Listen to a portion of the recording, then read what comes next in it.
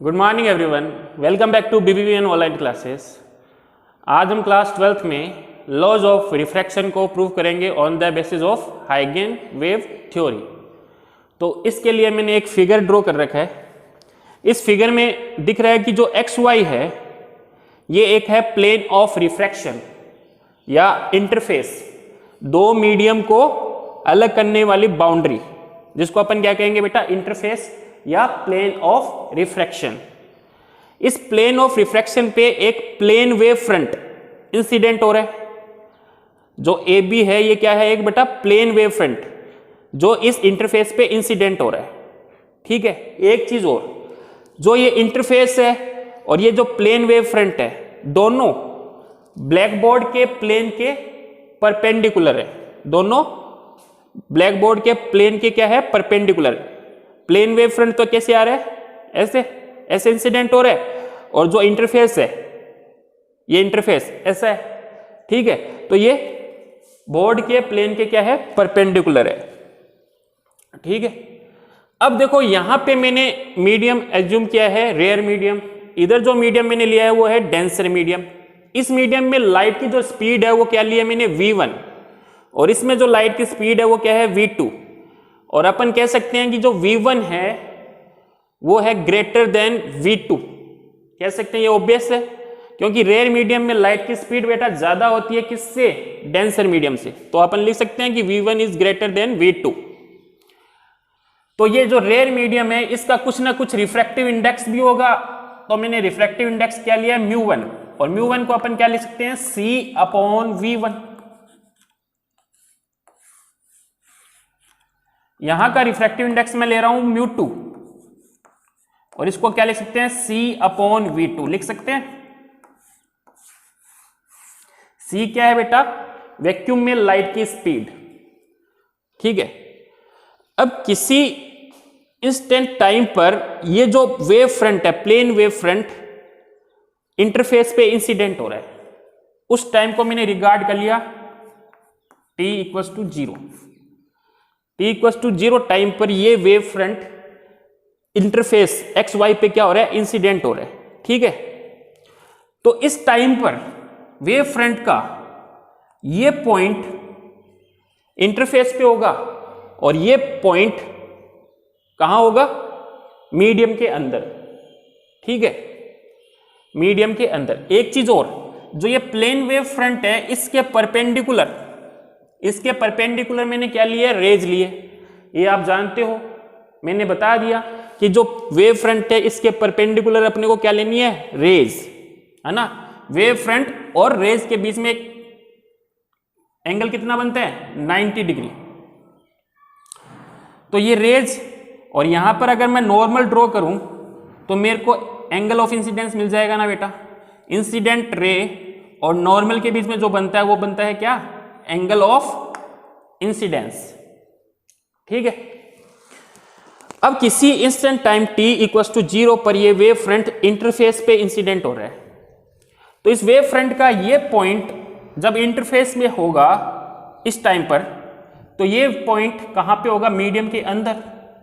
ठीक है, अब यहां पर इस टाइम पर अपन क्या करते हैं, हाइगेन प्रिंसिपल ऑफ सेकेंडरी वेवलेट का यूज करते हैं। तो वो क्या कहता है कि इंटरफेस पे जितने भी पार्टिकल या पॉइंट है वो फ्रेश सोर्स के जैसे काम करेंगे और उनसे फिर से वेव प्रोपेगेट होगी या वेव प्रोड्यूस होगी। ठीक है, तो इस पार्टिकल का, इस पॉइंट का जब डिस्टरबेंस d पे रीच होगा तब a का डिस्टरबेंस मीडियम में चला जाएगा, सेकेंड मीडियम में चला जाएगा। मतलब डिस्टरबेंस तो चारों डायरेक्शन में फैलेगा, लेकिन यहां से जो डिस्टरबेंस है वो मीडियम में चला जाएगा।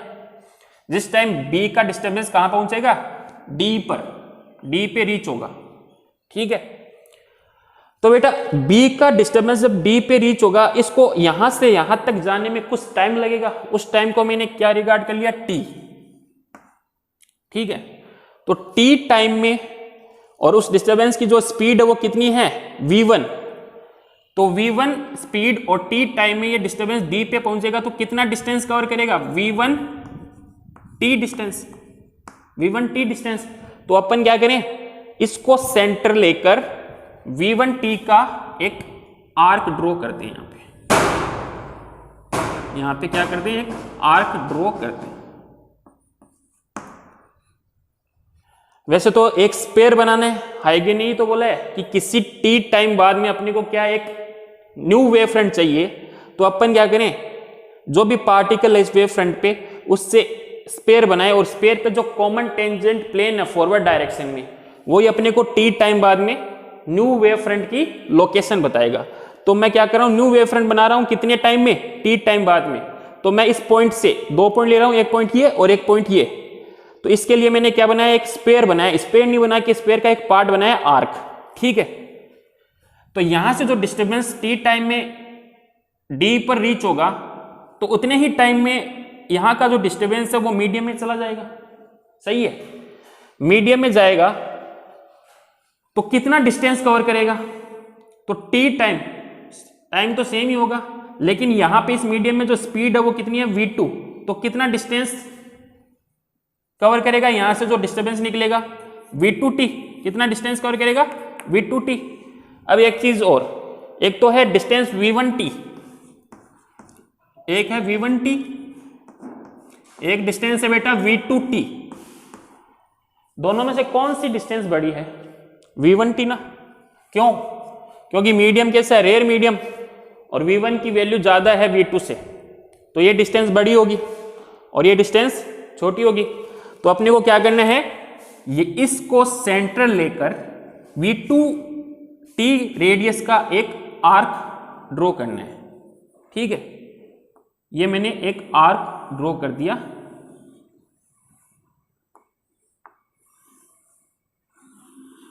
ये जो डिस्टेंस हो जाएगी वो क्या हो जाएगी, v2t, ठीक है। अब हाइगेन ने बोला है कि किसी इंस्टेंट टाइम पर मेरे को वेव फ्रंट पता है और लेटर किसी टाइम पे वेव फ्रंट अपने को बताना है, तो अपन उन पे क्या कर दें, जो आर्क ड्रॉ किया है उस पे क्या कर दें, एक टेंजेंट, कॉमन टेंजेंट खींच दे। ये जो कॉमन टेंजेंट है यही इस वेव फ्रंट की न्यू पोजीशन बताएगी, कितने टाइम बाद में, t टाइम बाद में। तो अपन इसको कह सकते हैं कौन सा वेव फ्रंट, ये तो हो गया इंसिडेंट वेव फ्रंट, ये हो गया रिफ्रैक्टिंग वेव फ्रंट। ये कौन सा हो गया, रिफ्रैक्टिंग वेव फ्रंट।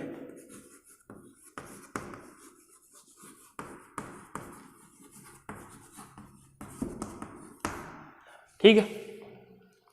और आपको पता है कि वेव फ्रंट के परपेंडिकुलर डायरेक्शन में अपन क्या खींच सकते हैं, अब रेज। तो ये हमने एक परपेंडिकुलर डायरेक्शन में रेज खींची, इधर भी एक परपेंडिकुलर डायरेक्शन में मैंने इसके रेज खींची, ठीक है। और ये हो गया इस पॉइंट पे नॉर्मल, ये हो गई रिफ्रैक्टिंग रे, और नॉर्मल के बीच में जो एंगल बनेगा उसको बोलेंगे एंगल ऑफ रिफ्रैक्शन, जिसको किससे लिखते हैं बेटा, आर से। किससे लिखेंगे, आर से, आर, ठीक है। अब ये एंगल आर है, अब फिगर की ज्योमेट्री से देखिए, ये एंगल आर है, तो बेटा ये क्या है, ये अपना रिफ्रैक्टिंग वेव फ्रंट है, और रेज रिफ्रैक्टिंग वेव फ्रंट के बीच में एंगल कितना बनता है, 90। उसमें से एंगल आर ये हो गया, तो ये एंगल कितना आ जाएगा, 90 माइनस आर आ जाएगा, ठीक है। ये 90 माइनस आर आ गया, तो ये एंगल बता सकते हो कितना आएगा, ये आ जाएगा आर। कैसे, ये हो गया इंटरफेस, इंटरफेस और नॉर्मल, इंटरफेस और नॉर्मल के बीच में एंगल कितना बनता है, 90। 90 में से 90 माइनस आर ये है, तो ये एंगल कितना बचेगा, आर। कितना बचेगा बेटा, आर, ठीक। ऐसे इधर देखिए, ये एंगल आई है, और ये क्या हो गया, इंसिडेंट वेव फ्रंट, रे और इंसिडेंट वेव फ्रंट के बीच में एंगल कितना बनता है, 90। तो ये एंगल कितना हो जाएगा बेटा, 90 माइनस आर। कितना हो जाएगा, 90 माइनस आर, सॉरी 90 माइनस आई। कितना हो जाएगा, 90 माइनस आई। ये 90 माइनस आई है, और ये हो गया नॉर्मल, और ये हो गया plane of refraction. Plane of refraction और नॉर्मल के बीच में एंगल कितना बनेगा, 90। उसमें से 90 माइनस आई ये रहा, तो ये एंगल कितना हो जाएगा बेटा, आई। ये एंगल हो जाएगा कितना, आई, जो इंसिडेंट वेव फ्रंट ने जो एंगल बनाया किसके साथ, इंटरफेस के साथ, वो कितना एंगल बनाया आई, और इंटरफेस के साथ जो रिफ्रैक्टिंग वेव फ्रंट ने जो एंगल बनाया वो कितना बनाया आर। ठीक है, अब अपने को क्या इसके लिए लॉज प्रूव करने है ना, रिफ्रैक्शन के लॉज। तो इसके अंदर पहला लॉ कौन सा आता है, स्नेल लॉ, उसको अपन प्रूव करेंगे। तो उसके लिए अपन दो ट्रायंगल ले रहे हैं, एक तो ट्रायंगल कौन सा ले रहे हैं ए बी डी, दूसरा ट्रायंगल ले रहे हैं अपन ए, इसको नाम दे देता हूं मैं ई, ए ई डी। तो पहले लेते हैं triangle A B D. In triangle A B D, इसमें बेटा साइन आई क्या आ जाएगा, परपेंडिकुलर अपॉन हाइपोटेनियस। तो बेटा परपेंडिकुलर कितना है, ये एंगल थीटा, थीटा के सामने क्या होता है परपेंडिकुलर, और ये एंगल क्या है 90। क्यों 90 किससे हुआ ये एंगल, क्योंकि ये क्या है वेव फ्रंट और ये क्या है रेज, रे और वेव फ्रंट के बीच में एंगल कितना होता है 90। तो 90 के सामने क्या होता है हाइपोटेनियस, तो थीटा के सामने क्या है परपेंडिकुलर। तो परपेंडिकुलर कितना है बेटा V1t, और हाइपोटेनियस कितना है, हाइपोटेनियस AD, AD है ना, 90 के सामने क्या हो जाएगा AD, 90 के सामने क्या है हाइपोटेनियस, जो क्या है AD। ये होगी इक्वेशन फर्स्ट। ऐसे ही इस ट्रायंगल में, इन ट्रायंगल AED, इसके अंदर आ जाएगा साइन, इसके अंदर जो एंगल बन रहा है वो क्या बन रहा है R, साइन R। तो साइन R है थीटा के सामने क्या होता है परपेंडिकुलर, और ये क्या हो जाएगा बेटा हाइपोटेनियस, क्योंकि ये एंगल कितना है 90, क्योंकि ये वेव फ्रंट हो गया और ये रे हो गई, तो एंगल हो गया 90, 90 के सामने क्या होगा हाइपोटेनियस। तो क्या आ जाएगा V2t अपॉन, ये डिस्टेंस कितनी है V2 अपॉन कितना आ जाएगा AD। ठीक है, दोनों इक्वेशन को डिवाइड करें तो अपने को इक्वेशन मिलेगी, देखो साइन आई, दोनों इक्वेशन को डिवाइड करें sine I upon sine R करें तो AD से AD कैंसिल हो जाएगा, क्या बचेगा ऊपर V1t अपॉन V2t, t से t cancel, V1 upon V2। ठीक है, और V1 की वैल्यू अपन यहां से लिख सकते हैं, कितना लिख सकते हैं बेटा C अपॉन μ1, यहां से V1 की वैल्यू कितनी आ जाएगी C अपॉन μ1, C अपॉन μ1, और V2 की वैल्यू यहां से आ जाएगी इस रिफ्रैक्टिव इंडेक्स से, तो कितनी आ जाएगी V2 की वैल्यू, V2 इधर जाएगा और μ2 नीचे जाएगा, तो कितना आ जाएगा C अपॉन μ2। तो C से C कैंसिल, ये μ2 ऊपर आएगा रेसिप्रोकल होके, तो μ2 अपॉन μ1, जो कि एक कांस्टेंट वैल्यू है ना, कांस्टेंट, यही है अपना स्नेल लॉ, या अपन इसको ऐसे भी लिख सकते हैं साइन आई, ये μ1 इधर मल्टीपल हो जाएगा μ1, और साइन आर उधर मल्टीपल हो जाएगा μ2 साइन आर। यही था अपना स्नेल लॉ, जिसको अपन ने किससे प्रूव किया, हाइगेन वेव थ्योरी से।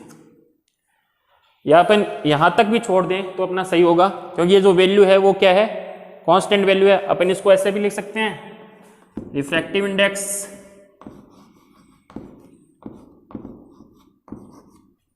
लिख सकते हैं, refractive index of second medium with respect to first medium. ठीक है, या अपन ऐसे भी लिख सकते हैं। तो अपना स्नेल लॉ प्रूफ हुआ।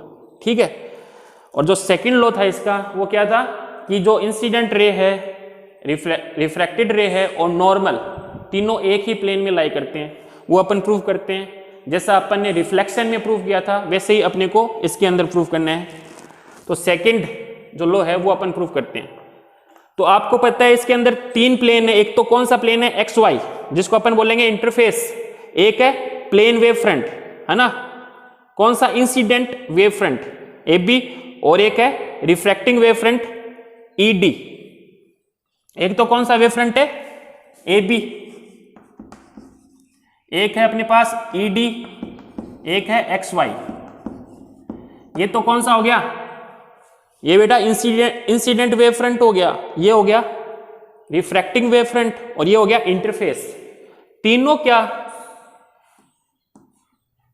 बोर्ड के प्लेन के परपेंडिकुलर है, ये भी बोर्ड के प्लेन के परपेंडिकुलर है, ये भी बोर्ड के प्लेन के परपेंडिकुलर है, और ये ऐसे आगे जाएगा प्रोपेगेट होगा तो ये भी बोर्ड के प्लेन के परपेंडिकुलर है।